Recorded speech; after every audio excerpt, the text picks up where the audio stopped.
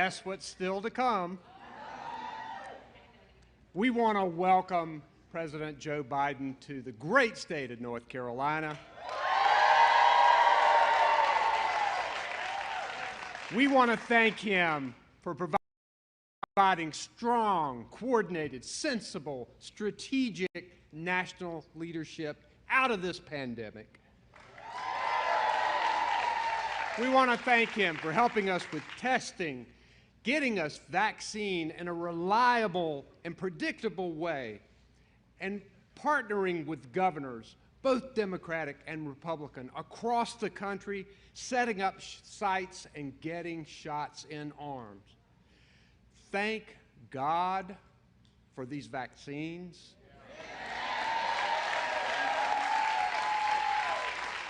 Thank scientific research. Thanks perseverance for these stunningly effective, life-saving vaccines that are allowing us to gather right here today.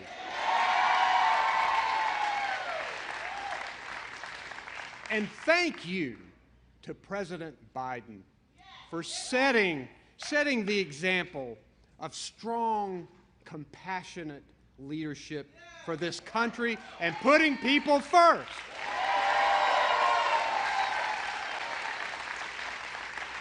Now, in North Carolina, all of us together are working to emerge from this pandemic stronger than before. And with President Biden's leadership, we have American Rescue Plan funds to help us make transformational changes, high-speed internet access, wastewater and water infrastructure, housing, education, child care. We can do this thing, and this pandemic has been shining a light on challenges that we have already faced. Now we can do something about it. And in North Carolina, we are making progress, and you can look at our performance as we sailed through these uncharted waters during this pandemic. We used science and data to make the hard decisions. And with our largest states, North Carolina is among the lowest in deaths and job loss per capita. That's a good thing. We've done things right.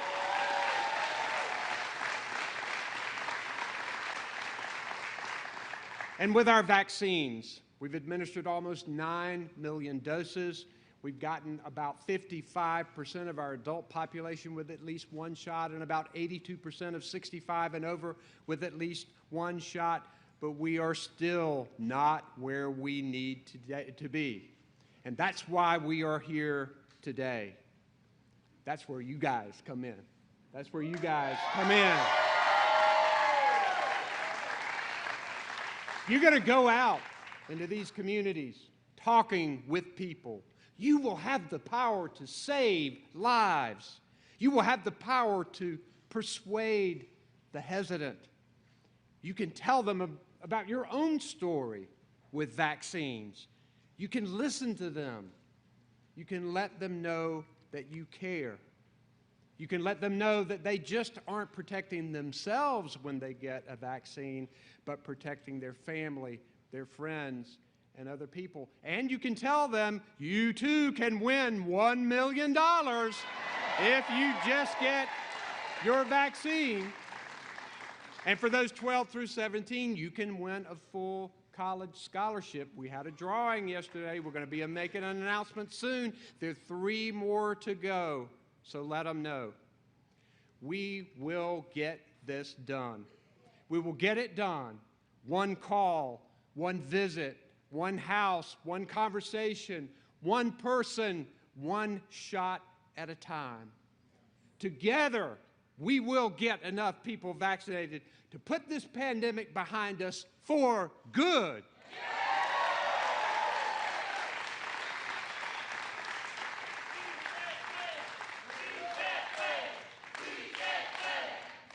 Outstanding. All right, we've got 2 people coming up here that you're going to love. In addition to you and me, there are 2 people coming up who are going to tell us what else we're going to do.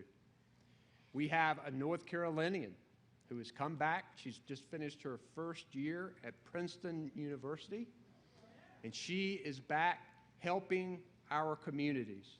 And she's working to get shots in arms. And when I see students like her stepping up, it makes me know that North Carolina is going to get through this even stronger than before. And I'm excited about that.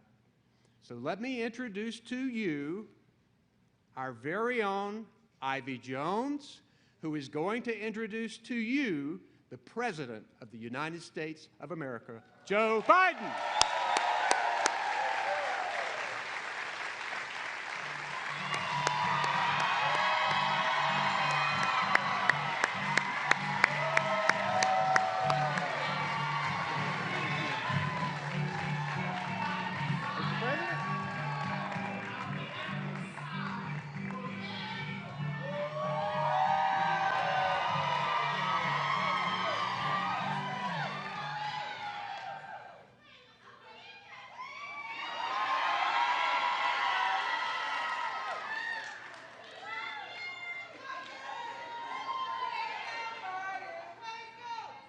Thank you, Governor Cooper, and thank you all for being here this afternoon.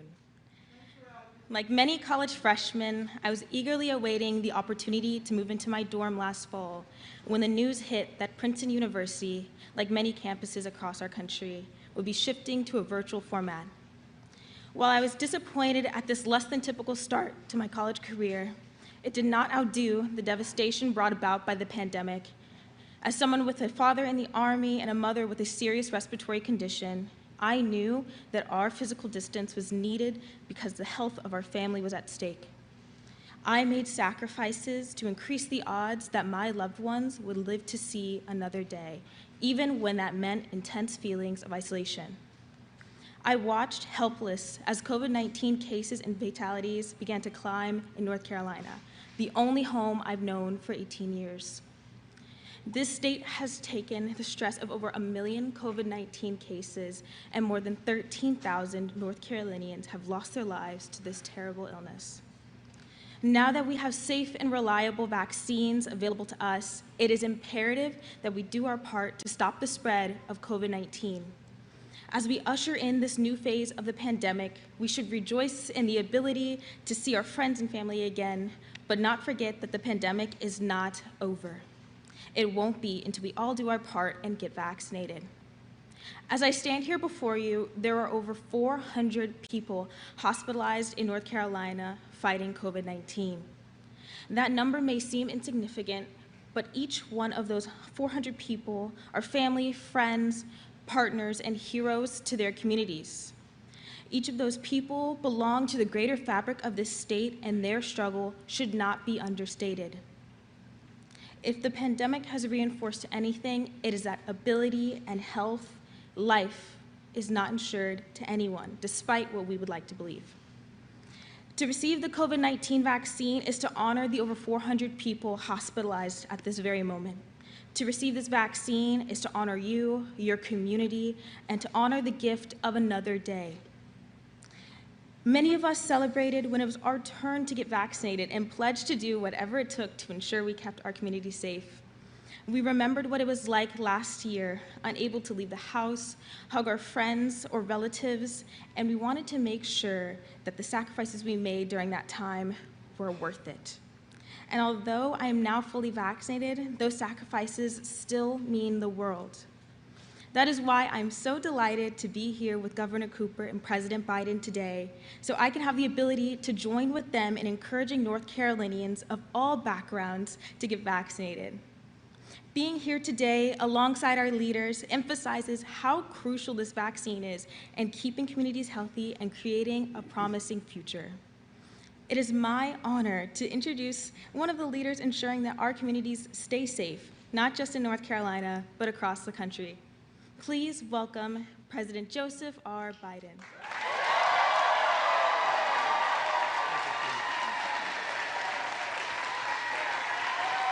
Hello, Raleigh.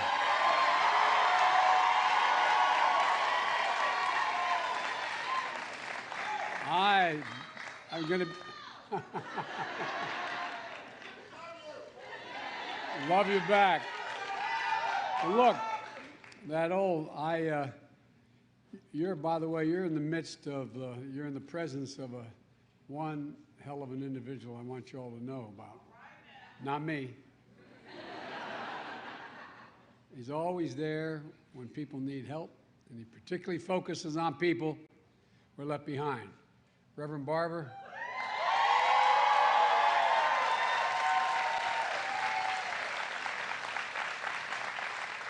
Thanks for all you do, Rev.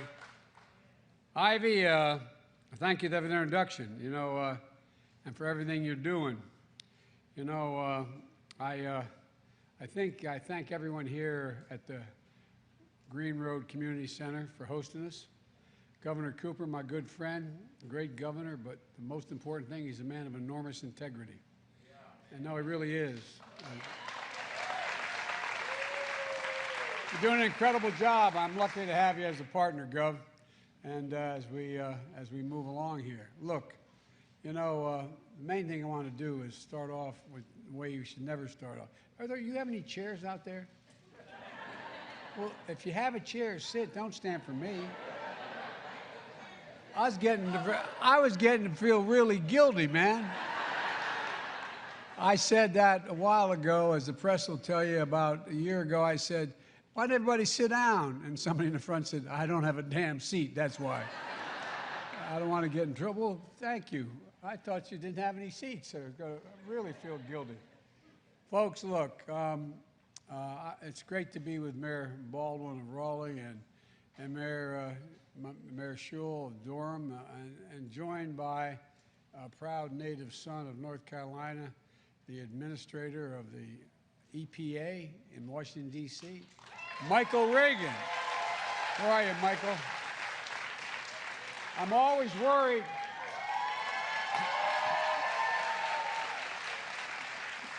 I'm always worried when I come back to North Carolina and Michael's with me that the governor's going to take him back. But I need him. Look, folks, he's doing one heck of a job at EPA, and if you want to talk about health, think about the environment. Think about what's being done, what we're changing at EPA, and it makes a big deal. It's also out there across the state encouraging people to get vaccinated as well. I wanted to come to Raleigh to thank everyone in this room for everything you're doing to get your community vaccinated. It matters. It matters. You're saving lives. That's not hyperbole. Let me remind everybody, we lost 600,000 dead in America in about a year. That's more than every life lost in World War I, World War II, the Vietnam War, Iraq, Iran, across the board, Afghanistan. More lives lost in a year than every major war in the 20th century and the 21st century. And guess what, folks? There have been lives lost all around the world. In America, I might say, this is not, I didn't plan on saying this, but I'm going to anyway. We have an obligation in the United States of America to live up to who we are. America is the only unique nation. We're the only nation formed based on an idea, not an ethnicity, not an ideology, not an idea. We hold these truths to be self-evident, that all men and women are created equal, etc. Well, here's the deal. Here's the deal. There are over 100 countries in the world that have no capacity to help themselves right now. None. And that's why I got somewhat criticized, but that's why I've worked so darn hard. After being able to nail down in the first 100 days over 60 million doses of vaccine for Americans, I went to Europe to meet what they call the G7, and then with NATO, and then with the EU. And I promised that the United States, the remainder of this year and the first half of next year, is going to provide 1 billion doses to the rest of the world. 1 billion doses.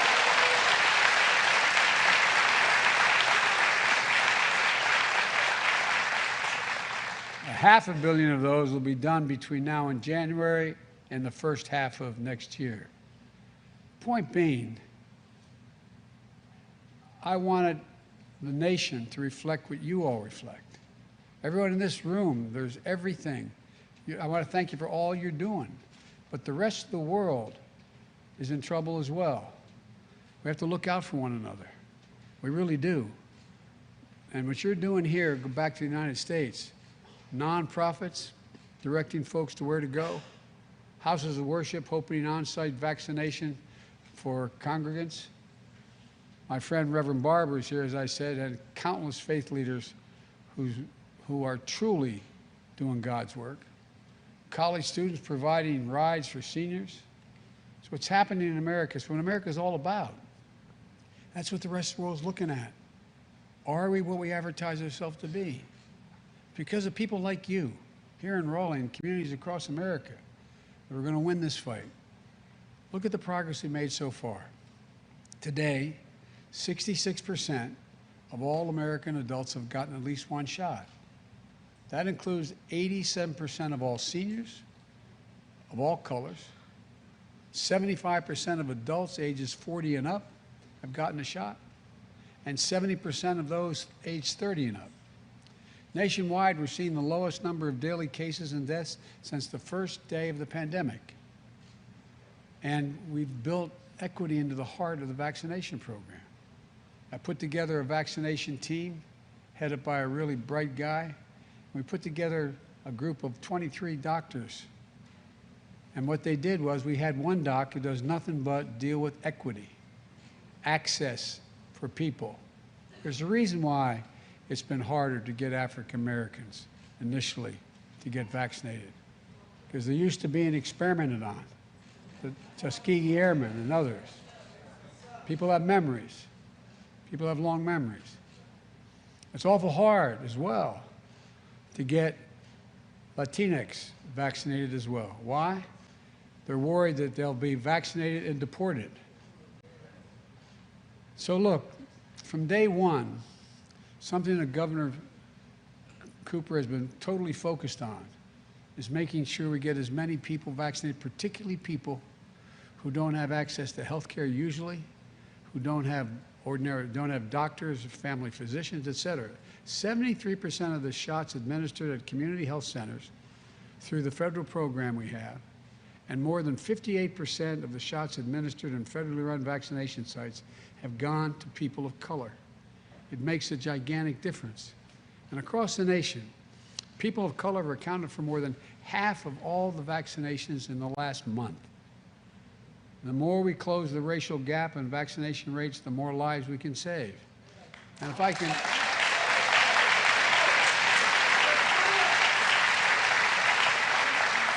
pause for 1 second, that's why I've called for spending billions of dollars at NIH focusing on new ways to deal with obesity, diabetes, Alzheimer's, and cancer.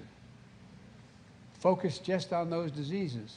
Money that private drug companies don't have the money to invest in or the inclination to. Because guess what? In most black communities across America, and Hispanic communities, how many stores have fresh vegetables? How many stores have I go down the list? It matters. The health condition a person enters this fight over makes a big difference as to what, in fact, is going to be able to be done. Here in North Carolina, my administration has provided $105 million from the Federal Emergency Management Agency, FEMA, to help get people vaccinated. Working with the governor and the mayors and county officials across the state, there are 240 personnel in the Tar Heel State just to put the needle in somebody's arm. This has been a gigantic logistical challenge, not just in North Carolina, but all across America. More than 660 National Guard members have supported the COVID-19 response here in North Carolina. Over in Greensboro, we stood up the federal vaccination site that alone has administered 135,000 shots.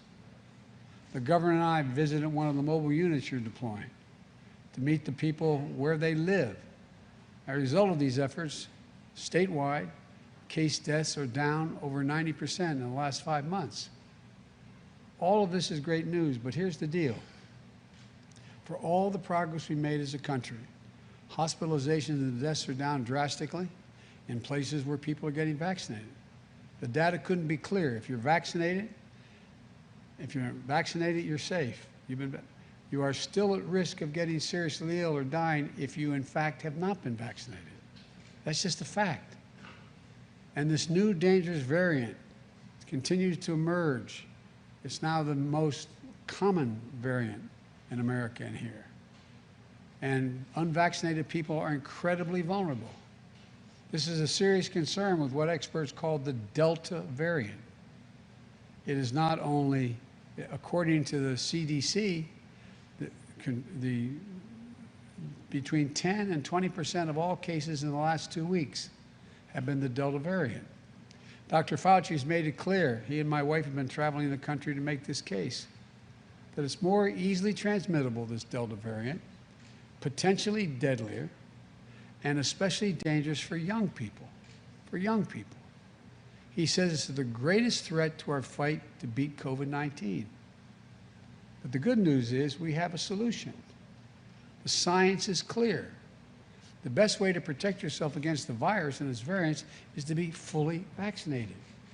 It works. It's free. It's safe. It's easy. It's convenient. Over 150 million Americans have gotten fully vaccinated, and they're safe and protected now, including against the Delta variant. They're getting back to living their lives and spending time with their loved ones. But we need more people to get fully vaccinated to finish the job. That's why I'm here. I called for June to be the month of action to get folks vaccinated so we can all enjoy the 4th of July with our independence from the virus,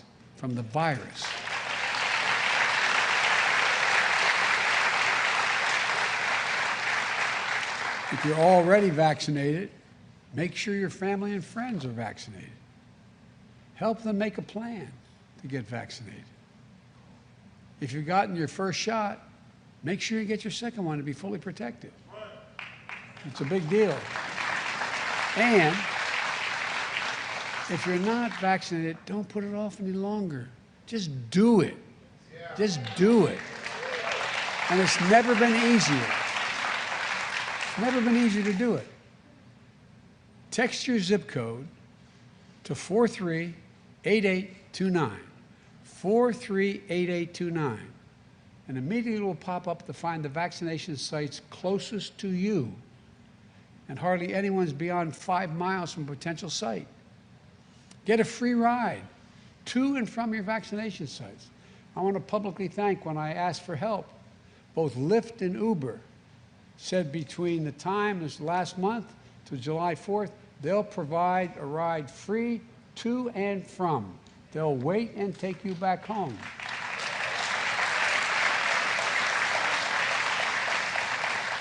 Thousands of pharmacies are offering no appointment walk-in vaccinations. More than 1,400 pharmacies are in North Carolina that do that. They've already administered 2.2 million shots, these pharmacies. Many of them are open 24 hours on Fridays. So go tomorrow if you've not gotten it done. Or when you're going out knocking on doors, tell them tomorrow, 24 hours. The majority of these drugstores are open. Get it done. Get it done, and they get it done at their convenience. And if you still have questions, that's okay. Talk to people who you know have gotten the shot. That's what you guys are out there be doing, knocking on doors. Talk to your doctor or health provider. If you don't have one, physicians know it's the right choice to get vaccinated to protect themselves, their patients, and their communities. And listen to North Carolina's own Dr. Kizzy Colbert.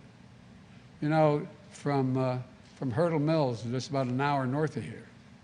She's a scientist at NIH that I met several weeks ago, who helped develop the COVID-19 vaccine. A vaccine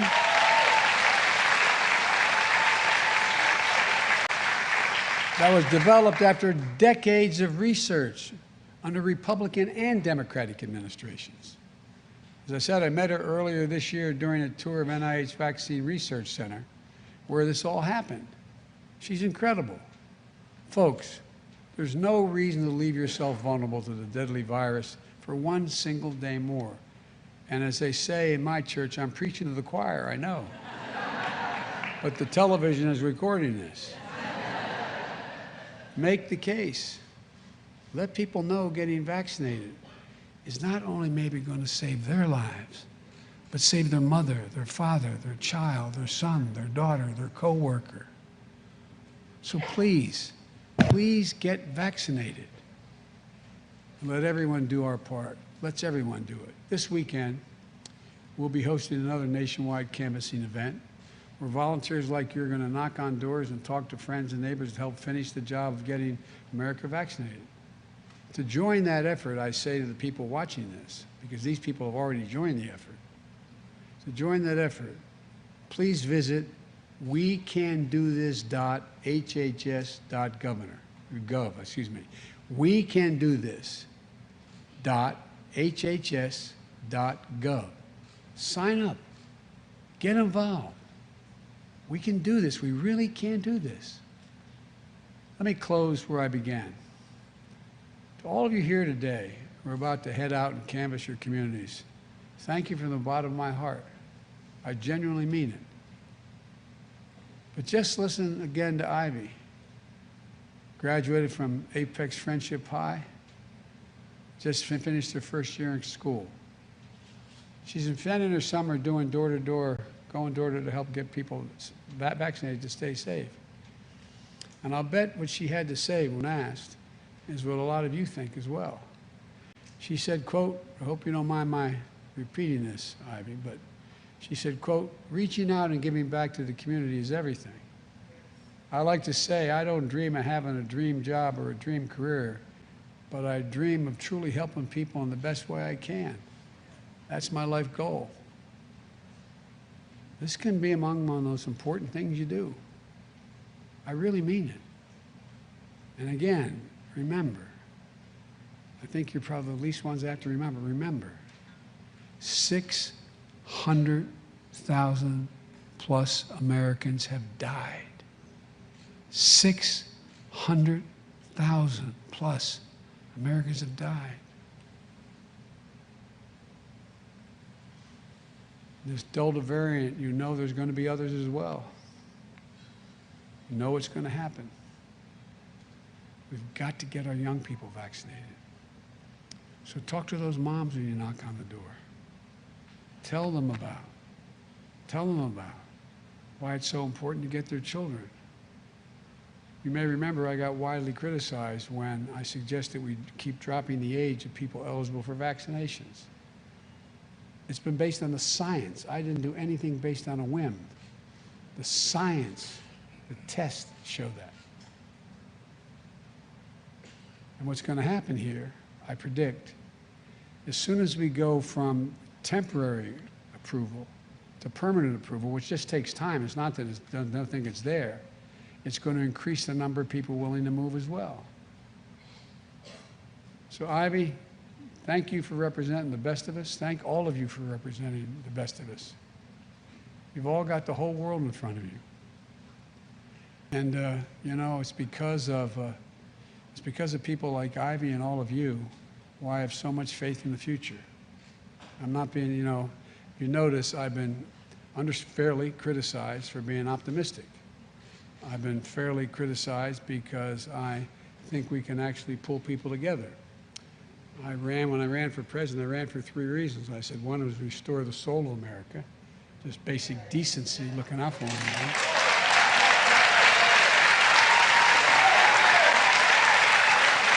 And 2, because we had to rebuild the backbone of this country that's been so damaged, which is the middle class, working class folks and middle class folks.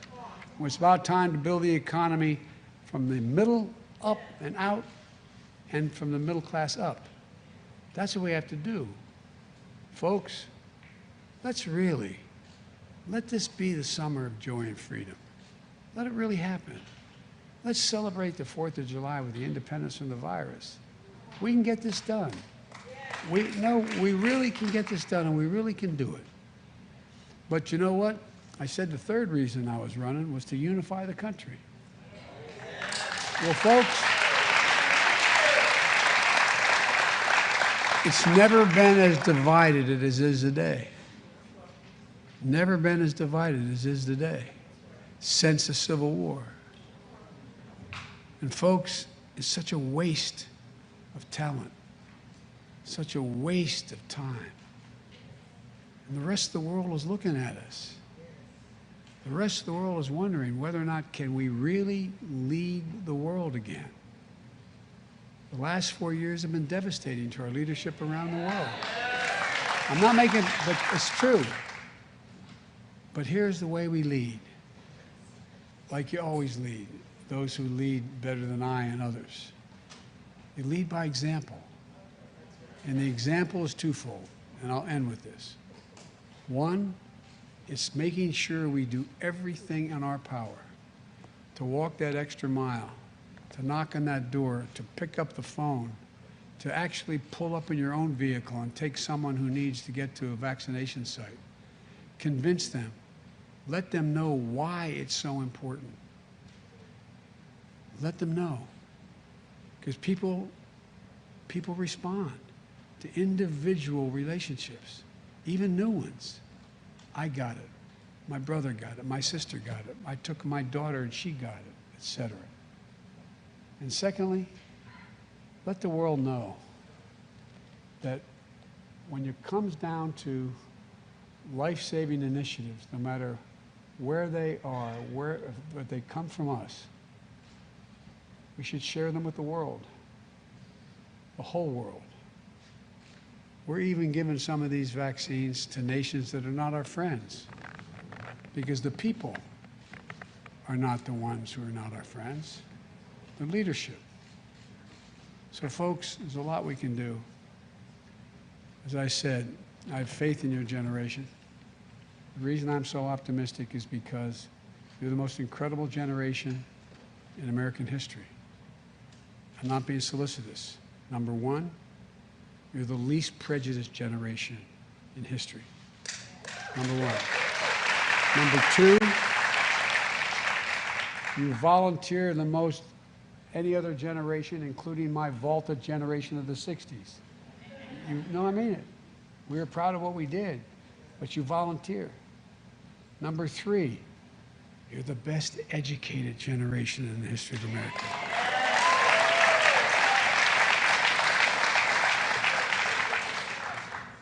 And I believe our dealing with equity is only the beginning as it relates to a vaccine. The first executive order I signed was insisting that every one of my cabinet members focus on racial equity. Because we have a chance to make significant change in this country. And it's going to come from what you guys do. I really mean it. Can't thank you enough. Sorry to take so much of your time, but God bless you all. And may God protect our troops. Thank you, thank you, thank you.